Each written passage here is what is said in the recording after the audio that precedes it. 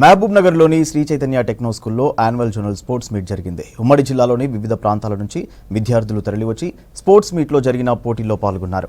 అథ్లెటిక్స్తో పాటు ఖోఖో, కబడ్డీ ఆటల్లో పోటీలు జరిగాయి. విజేతలుగా నిలిచిన విద్యార్థులకు బహుమతులు అందజేశారు శ్రీ చైతన్య స్కూల్ యాజమాన్యం. శ్రీ చైతన్య విద్యా సంస్థలు విద్యతో పాటు వచ్చేసి పిల్లల్లో ఉన్నటువంటి నైపుణ్యాన్ని బయటికి తీస్తూ పిల్లల్ని వచ్చేసి వాళ్ళలో ఆ నైపుణ్యాన్ని అభివృద్ధి చేస్తూ జిల్లా స్థాయి, రాష్ట్ర స్థాయి ఆల్రెడీ చాలామంది పిల్లలు వచ్చేసి ఇప్పటివరకు మన పిల్లలు వచ్చేసి దేశ స్థాయిలో కూడా ప్రజెంట్ ఆడుతున్నారు టీంలలో. అదేవిధంగా వచ్చేసి మనం విద్యకే ప్రాధాన్యం ఇస్తాము అని చెప్పేసి చాలామంది చెప్తూ వస్తూ ఉంటారు.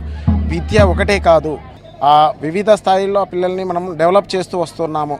ఓకేనా. లాస్ట్ ఇయర్ వచ్చేసి శ్రీ చైతన్య విద్యా సంస్థలు ఎక్కడా లేనటువంటి సాటి లేని రిజల్ట్స్ ఇచ్చాము. అది హ్యాట్రిక్ రిజల్ట్స్ అని చెప్తున్నాం. మనం మహబూబ్నగర్ పట్టణంలోని స్థానిక శ్రీ చైతన్య విద్యా సంస్థలకు సంబంధించి ఉమ్మడి మహబూబ్నగర్లో ఉన్న 11 విద్యా సంస్థల యొక్క యాన్యువల్ జోనల్ స్పోర్ట్స్ మీట్ జరుగుతూ ఉంటుంది. ఈ కార్యక్రమంలో మినిమం ఒక 800 నుంచి 1000 మంది విద్యార్థులు పాల్గొనడం జరుగుతూ ఉంటుంది. ఇక్కడ వివిధ రకాలైన గేమ్స్ కండక్ట్ చేశాము.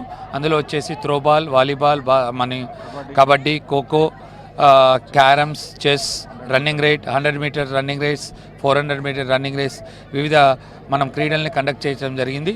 దాంతోపాటు ఆ క్రీడలతో పాటు కొన్ని సాంస్కృతిక కార్యక్రమాలు కూడా కండక్ట్ చేశాము.